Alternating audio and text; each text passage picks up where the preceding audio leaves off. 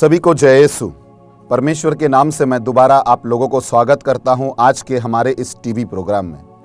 मैं विश्वास करता हूं आप लोग प्रभु से जुड़े हुए हैं, प्रभु की आशीष आपके जीवन में फैल रहा है। आइए अपनी आंखें को बंद कर लेते हैं, प्रार्थना में आते हैं। मेरे नाथ मेरे ईश्वर, मैं तेरा धन्यवाद करता हूं। तू धन्यवाद का योग्य परमेश्वर है। तू मेरा जीवन है, तू मुझे छू सकता है, मेरे गुनाहों को तू दूर कर सकता है, मेरे बुराई को तू दूर कर सकता है, मुझे जीवन दे सकता है। तू चंगा करने वाला, चंगाई देने वाला और चंगाई में आने वाला परमेश्वर है। इस समय मैं तुझे धन्यवाद देता हूँ और मैं तेरी आराधना करता हूँ, क्योंकि तू आराधना के योग्य परमेश्वर है, क्योंकि तू मेरे जीवन को संवारता है। आमीन। टूट कर बिखरने न देगा मुझे यीशु मसीह का प्यार, जिसने अकेला न छोड़ा मुझे, कैसा अनोखा प्यार। माँ की तरह मुझे थामेगा वो, गिरने न देगा मुझे, मेरे आँखों के आंसू को पोंछेगा वो, बाहों में लेगा मुझे। आमीन। सच में परमेश्वर गुनाहों को पसंद नहीं करता है, परमेश्वर पाप को पसंद नहीं करते हैं, मगर परमेश्वर पापियों को पसंद करता है। मार्कुस के सुसमाचार अध्याय 2 पद संख्या 17 में उसने कहा, ईसा ने ये सुनकर उससे कहा, निरोगियों को नहीं, रोगियों को वैद्य की जरूरत होती है। मैं धार्मियों को नहीं, पापियों को बुलाने आया हूँ। मैं धार्मियों को नहीं, पापियों को बुलाने के लिए आया हूँ।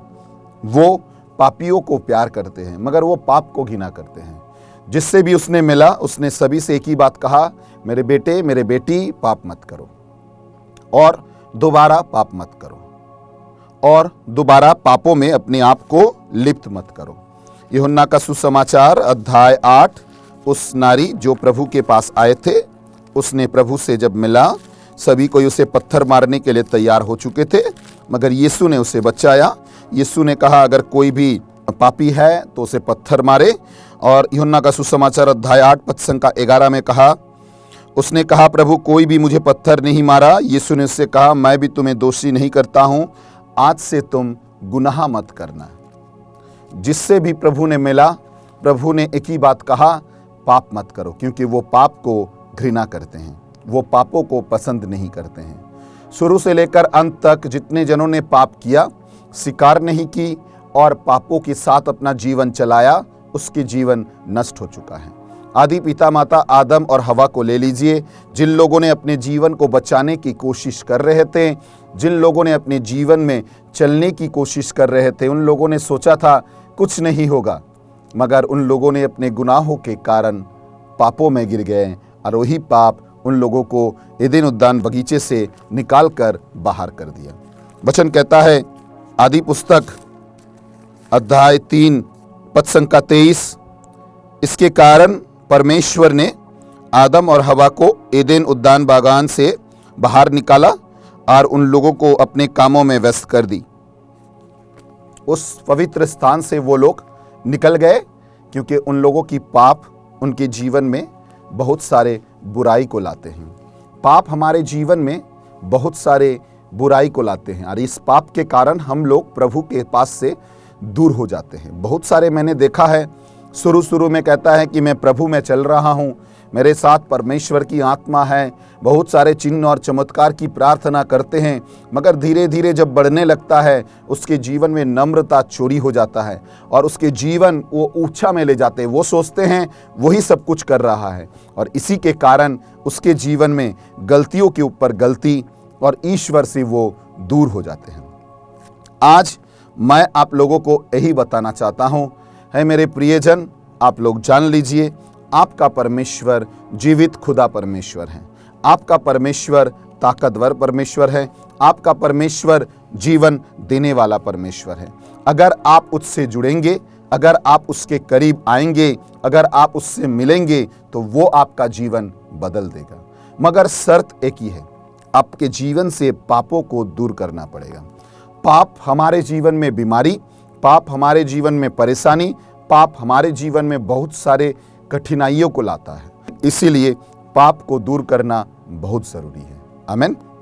प्रभु कहते हैं भजन संगीता 7 पद संख्या 11, ईश्वर निष्पक्ष न्याय करता है, वो प्रतिदिन बुराई के कारण क्रोध में आता है। समझ पा रहे हैं ना? हमारे बुराई के कारण वो क्रोध में आ जाते हैं और वो चाहते हैं कि हम और आप बुराई को छोड़े, प्रभु के करीब आए। आमीन। तब प्रभु के करीब आ पाएंगे जब हम लोग अपने जीवन से बुराई को दूर करेंगे। बुराई क्या है ये जानना जरूरी है। पाप क्या है? पाप कौन सी पाप है? क्योंकि परमेश्वर तो पाप को घृणा करते हैं, मगर कौन सी पाप जो हमारे जीवन में बैठा है। पहला कोरिन्थियों की पुस्तक अध्याय 6 में उसने कहा, इसको क्या जरूरत है कि भाई अपने भाई पर अविश्वासियों की अदालत में मुकदमा चलाए? वास्तव में उसकी अपेक्षा आप अन्याय नहीं करते हैं। क्या आप नहीं जानते हैं कि अन्याय करने वाले ईश्वर के राज्य की अधिकारी नहीं होंगे? धोखे में ना रहो। व्यभिचारी मतलब अपने शरीर से पाप करना। उसने कहा आप ईश्वर के मंदिर हैं, मगर हम लोग अपने शरीर से बहुत सारे गुनाह करते हैं। विशेष रूप से हमारे यूथ लोग, जो लोग हैं, वो अपने शरीर को मंदिर नहीं बनाया है। पहला कोरिन्थियों की पुस्तक अध्याय 6 में उसने कहा, मैं तुमसे कहता हूँ तुम ईश्वर की मंदिर हो, तुम्हारे अंदर में ईश्वर का वास है और तुम्हारे अंदर में ईश्वर रहता है। दूसरा कोरिन्थियों की पुस्तक अध्याय 6 जहाँ पर उसने कहा, मैं तुमसे कहता हूँ मैं तुम्हारा ईश्वर होऊंगा और तुम्हारा साथ उनके साथ चलूँगा, मैं उनका ईश्वर होऊंगा और मेरी प्रजा वो होंगे। इसलिए दूसरों के बीच से निकलकर अलग हो जाओ। दूसरों के बीच से निकल जाओ, अलग हो जाओ, अपने जीवन को बनाओ, क्योंकि मैं तुम्हारे जीवन में आना चाहता हूँ। मैं तुम्हारा परमेश्वर बनना चाहता हूँ। मैं तुम्हारे जीवन की राजा बनना चाहता हूँ। आज के इस युग में पापों को दूर नहीं करते हैं। पहले काम उसने कहा व्यभिचार। आप जानते हैं राजा दाऊद ने अपने सेनापति के बीबी के साथ व्यभिचार किए और इस व्यभिचार के कारण उसके जीवन में बहुत सारे परेशानी आकर खड़ा हो गया। इसी तरह यूसुफ को देखिए, जिसने अपने जीवन में व्यभिचार करने की मौका मिला था, मगर पोटीफोरस के स्त्री ने उसे फंसाया, व्यभिचार करने के लिए कहा, मगर उसने ईश्वर की ओर देखा, अपने आप को बचाया और निकल आए, जिसके कारण प्रभु ने यूसुफ को गड्ढे से लेकर मंत्री के आसन में बैठाया है। जब आप अपने गुनाहों को छोड़ देते हैं, अपने पापों को त्यागते हैं, अपने पापों को त्याग कर निकल जाते हैं, परमेश्वर आपको गड्ढे से लेकर ऊंचाई में उठाते हैं। मगर अपने जीवन को प्रभु के साथ जोड़ना बहुत जरूरी है। व्यभिचार हमारे जीवन को मौत की ओर लेकर जाते हैं। व्यभिचार हमारे जीवन को परेशानी की ओर लेकर जाते हैं। व्यभिचार हमारे जीवन में बहुत सारे परेशानी लाकर खड़ा कर देता है। दूसरी पाप जो बहुत मूल्यवान है और जिसे छोड़ना बहुत ज़रूरी है। मतलब बहुत सारे जन हम लोग अपने जीवन में अपने आप को सजाने में व्यस्त रहते हैं। अपने जीवन को परमेश्वर के ओर नहीं सजाते हैं, दूसरे चीज़ों में लगा देते हैं। हम सोचते हैं मैं सुंदर हूँ। आप प्रभु की आंखों में मूल्यवान हैं, आप प्रभु की आंखों में चंगे हैं। प्रभु ने कहा नबी ईसायाह के ग्रंथ अध्याय 43 पद संख्या 4, नबी ईसायाह के ग्रंथ अध्याय 43 पद संख्या 4, तुम मेरी दृष्टि में मूल्यवान हो और महत्व रखते हो। समझ रहे हैं ना? आप काले हैं, गोरे हैं, नाटे हैं, मोटे हैं, कुछ भी है, प्रभु की आंखों में आप महत्व रखते हैं। आपके जीवन प्रभु सबसे अच्छा देखता है। मगर आज के लोग अपने जीवन को, अपने शरीर को, अपने मन को सजाने के लिए अपने आप को पूजा करते हैं। ज़्यादातर पैसे अपने जीवन को बनाने के लिए खर्चा करते हैं और वो लोग सोचते हैं यही सही मार्ग है, यही सही रास्ता है। वचन कहता है कि एक रास्ता जो अंधकार में लेकर जाता है, एक अंधा दूसरे अंधे को मार्ग दिखा नहीं सकता है, दोनों जाकर गड्ढे में गिर जाएंगे। और हम लोग अपने जीवन के मार्ग को समझ नहीं पाते हैं और इसीलिए हम लोग भी गड्ढे में जाकर गिर जाते हैं। लूकस के सुसमाचार अध्याय 6 उसने कहा, ईसा ने उससे दृष्टांत सुनाया कि एक अंधा को राह दिखा सकता है, क्या दोनों ही गड्ढे में नहीं गिर जाएंगे? दोनों ही गड्ढे में गिर जाएंगे, क्योंकि उसने अपने कामों के लिए दुनिया के हाथों को पकड़ा है। समझ पा रहे हैं प्रियजन? मैं आप लोगों से कहना चाहता हूं, अपने जीवन से व्यभिचार, अपने जीवन से मूर्ति पूजा को हटाइए। उसके बाद उसने कहा, जो बहुत ही गुनाह के पाप है जो हमारे और आपके जीवन में बैठा रहता है, जिसे हम और आप छोड़ नहीं पाते हैं, जिसे छोड़ने की कोशिश नहीं करते हैं, उसने कहा पर स्त्रीगामी। याद है ना, प्रभु के 10 आज्ञाओं में लिखा है, दूसरे कोई स्त्री के ऊपर आंखें उठाकर मत देखो। और प्रभु ने कहा, अगर तुम मन ही मन में किसी के प्रति व्यभिचार कर रहे हो तो तुम पाप कर रहे हो। समझ पा रहे हैं ना? बहुत सारे जन हम लोग इस पापों में भी गिरे हुए हैं। निकालिए अपने आप को, संभालिए अपने आप को, सोचिए परमेश्वर आपके जीवन में क्या करना चाहते हैं। ये सब पाप हमारे जीवन को आगे बढ़ने नहीं देते हैं। ये सब गुनाह हमारे जीवन को मौत की ओर धकेल देता है। ये सब गुनाह के कारण हम और आप प्रभु के आशीष को लाभ कर नहीं पाते हैं। वो जीवित खुदा है, वो आपका परमेश्वर है, वो आपको जीवन देना चाहते हैं। क्या आप नहीं चाहते हैं आपके जीवन में वो आशीष बनाए? अगर आप चाहते हैं, उसके पास लौट कर आइए। उसने कहा, बहुत सारे जन हैं जो अपने जीवन को दूसरे तरह के कामों से, लौंडे और पुरुषगामी, मतलब लड़के लड़के के साथ पाप कर रहे हैं, लड़की लड़की के साथ पाप कर रहे हैं। बहुत सारे जन अपने जीवन को नष्ट के ओर लेकर जा रहे हैं। हमारे विशेष रूप से यूथ लोग जितने भी जन हैं, वो लोग इस पापों को मज़े से लेते हैं। वो लोग सोचते हैं ये कुछ नहीं होगा, और इसके कारण वो लोग अपने जीवन की आशीष को नष्ट कर देता है। पुरातन समय में प्रभु ने इसी पापों के कारण, गुनाहों के कारण बहुत सारे जनों को अपने जीवन से निकाल दिए हैं। बहुत सारे जनों के जीवन में परेशानी और दुख आकर खड़ा हो गया है, क्योंकि वो लोग अपने इस पाप से निकल नहीं पाए। हालेलुया। आज प्रभु आपसे कहते हैं, आप इन सभी पापों को दूर करें और अपने जीवन को प्रभु के पास लगाएं। चोरी करना क्या है? बहुत सारे जन सोचते हैं ले लिए है मतलब चोरी करना है। नहीं, बहुत सारे जन अपने जीवन में परमेश्वर को स्थान नहीं देता है, शैतान के कामों को स्थान देता है। मैंने बहुत सारे जन को देखा है, कहो प्रार्थना करने के लिए वक्त नहीं है, कहो सिनेमा देखने के लिए वक्त है, चलो घूम कर आते हैं, वक्त है, चलो कोई किसी बातों पे विश्वास करके आते हैं, वक्त है। मगर जब भी प्रभु के काम आते हैं, प्रभु के बारे में कहना आता है, तब उन लोगों के पास वक्त नहीं रहता है, और इसी कारण वो लोग प्रभु से दूर हो जाते हैं। इसी कारण वो लोग परमेश्वर की शक्ति और सामर्थ्य को लाभ नहीं कर पाते हैं। उसे पता नहीं है परमेश्वर कैसे हैं, उसे पता नहीं है परमेश्वर की शक्ति क्या हो सकता है, और इसीलिए उसके जीवन में प्रभु की शक्ति और सामर्थ्य काम नहीं करता है। मैं आप लोगों से कहना चाहता हूँ प्रियजन, जान लीजिए, चोरी बहुत सारे होते हैं। सबसे बड़े चोरी अपने जीवन में प्रभु को स्थान ना देना, अपने जीवन में राजाओं के राजा की स्थान दूसरे किसी को दे देना, इससे बड़ा चोरी नहीं है। अपने मंदिर में परमेश्वर को बैठाइए, अपने जीवन में परमेश्वर को बैठाइए, अपने जीवन को परमेश्वर के साथ जोड़िए, तब वो परमेश्वर आपके जीवन को नया बना देगा। याद है क्रूस के ऊपर दाहिने ओर जो दस्यु बैठे हुए थे, प्रभु ने उसे देखा और उसने क्या कहा था, प्रभु आप जब अपने राज्य में आएंगे आप मुझे याद रखना, आमीन।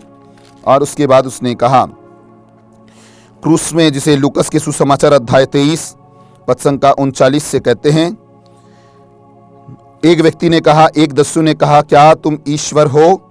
तुम अपने आप को बचाओ और मुझे भी बचाओ। मगर दूसरे जन ने उत्तर दिया, अरे क्या तुम ईश्वर के ऊपर भय नहीं रखते हो? क्योंकि मैं तो अपने पापों के कारण दंड पा रहा हूँ, मगर ये व्यक्ति कुछ भी पाप नहीं किया है, मगर ये दंड पा रहा है।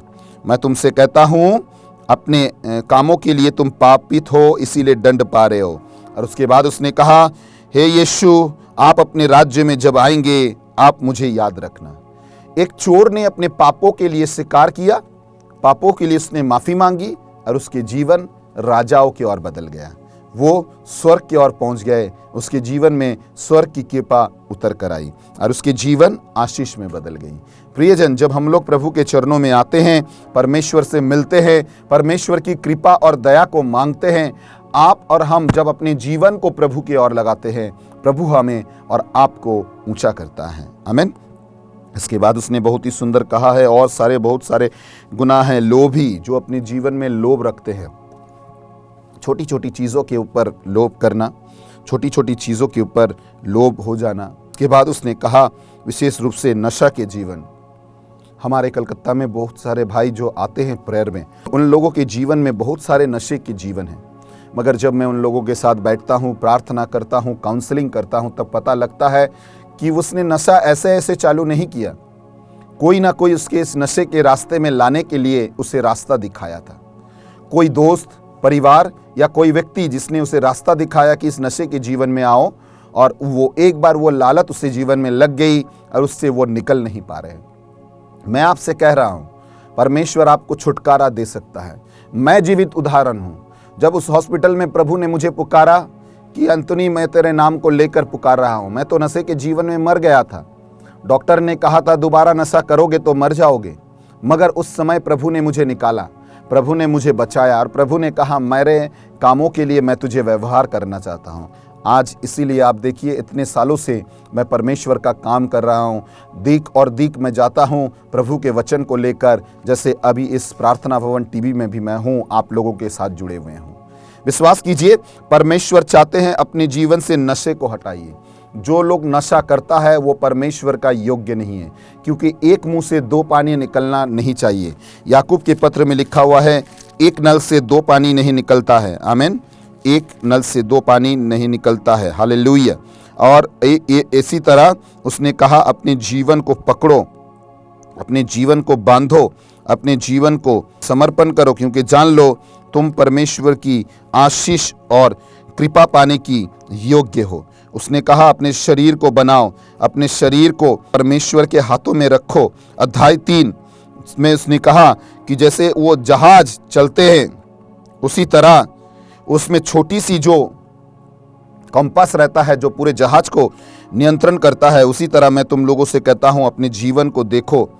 और उसने कहा अपने जीव को संभालो। पत्संका 8 में लिखा हुआ है, क्योंकि इस जीव में विष भरे हुए हैं, सांप के विष इस जीव में भरे हुए हैं, जिसके द्वारा तुम अगर इसे संभालोगे तो जान लो तुम्हारे जीवन में परमेश्वर काम करेंगे। पत्संका 11 में लिखा हुआ है, एक ही नल से दो तरह की पानी नहीं निकलता है, या मीठा निकलेगा या तीखा निकलेगा। अगर तुम्हारे जीवन से दो तरह की पानी निकल रहा है, अपने जीवन को सुधारो। प्रकाशना के ग्रंथ में उसने कहा अध्याय 3 में, आमीन, पत्संका 15 में उसने कहा, मैं तुम्हें जानता हूं, तुम्हारे हर एक कामों को मैं जानता हूं। मैं तुम्हें कहता हूं या ठंडे हो जाओ या गर्म हो जाओ। अगर दो तरह से चलोगे मैं तुम्हें उल्टी कर दूंगा, अपने मुंह से निकाल दूंगा और फेंक दूंगा। जान लीजिए प्रियजन, इसीलिए मैं सभी से कहता हूं नशे के जीवन को जोड़िए मत। मैं कलकत्ता डायसिस से हूं और मैं डायसिस के मैरिज प्रिपरेशन क्लास के हिंदी क्लास में लेता हूं। और उस क्लास में जब भी मैं अंतिम बात कहता हूं, मैं सभी से कहता हूं जान लो ये मुंह तुम्हारे पत्नी के लिए है, ये मुंह से नशा मत करो। दोनों को प्यार कर नहीं सकते हो, या एक को प्यार करो या एक को छोड़ो, दोनों को कोई प्यार नहीं कर सकता है। लूकस के सुसमाचार अध्याय 16 में उसने कहा कि पत्संका 13 में लिखा हुआ है, कोई भी दो मनीब का सेवा नहीं कर सकता है, या एक को छोटा करेगा या एक को प्रेम करेगा, या एक को घृणा करेगा एक को छोड़ देगा। तुम अपने मुंह से दो प्यार नहीं कर सकते हो, अपने पत्नी को भी और अपने नशे को भी। या एक को छोड़ो या एक से जुड़ जाओ, क्योंकि तुम्हारे जीवन में परमेश्वर आशीष देना चाहते हैं। आमीन। ये बहुत अपने जीवन को जोड़ना और जानना बहुत जरूरी है।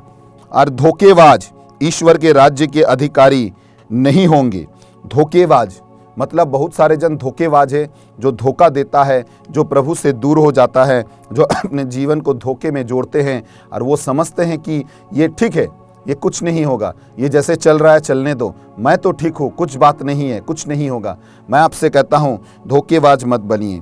प्रभु कहते हैं प्रकाशना के ग्रंथ अध्याय 21, प्रकाशना के ग्रंथ अध्याय 21 पत्संका 8, लेकिन क्योंकि अविश्वासियों, नीची, हत्यारियों, व्यभिचारियों, आज्ञाओं, मूर्ति पूजा को और इस प्रकार के मिथवादियों का भाग यह है, वो धोखाधड़ी करेंगे और उसका गंधक एक कुंड की मौत की ओर वो पहुंच जाएंगे, उसके जीवन मौत की ओर लग जाएगा। बहुत सारे जन अपने जीवन को इसी तरह से जोड़ते हैं। आज मैं आप लोगों से कहना चाहता हूं, प्रियजन, अपने जीवन को बदलिए, अपने जीवन को प्रभु के करीब लाइए और अपने जीवन से पापों को दूर कीजिए।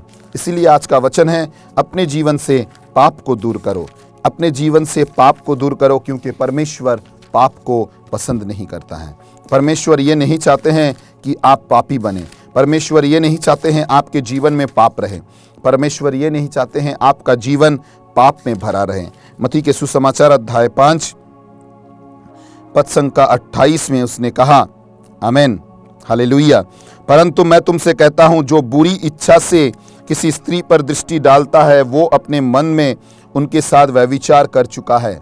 समझ पा रहे हैं ना? मतलब वो अपने जीवन को, आज के लोग बहुत सारे बुरे बुरे गंदे गंदे फोटो, गंदे गंदे मूवी देखते हैं, अपने जीवन को नष्ट करते हैं। ज़्यादातर यूथ लोग अपने जीवन को नष्ट करते हैं। मैंने कितने यूथ से बातें किया, हर मोबाइल में प्रभु का वचन छोड़कर दूसरा कुछ भरा हुआ है। वो लोग सोचते हैं यही आशीष का जीवन है, मगर मैं आप लोगों से कहना चाहता हूँ, इसे छोड़कर निकलिए। आपका जीवन प्रभु आशीषमय बना देगा। आपके जीवन में परमेश्वर कृपा भर देंगे। आमीन। पापों को छोड़कर निकलिए। नीचे स्क्रॉल में दिए हुए नंबर है, आप मुझसे कांटेक्ट कर सकते हैं, जुड़ सकते हैं। आप मुझे व्हाट्सएप कर सकते हैं। अगर आप चाहते हैं आपके शहर में मैं आऊं तो आप मुझे बुला सकते हैं। और मेरे यूट्यूब पेज को ज़रूर सब्सक्राइब कीजिए, जिसके द्वारा हम लोग और भी प्रभु के करीब पहुंच पाएंगे। परमेश्वर आपको आशीष प्रदान करे। प्रभु का प्यार आपके साथ में रहे। जय यीशु सबको।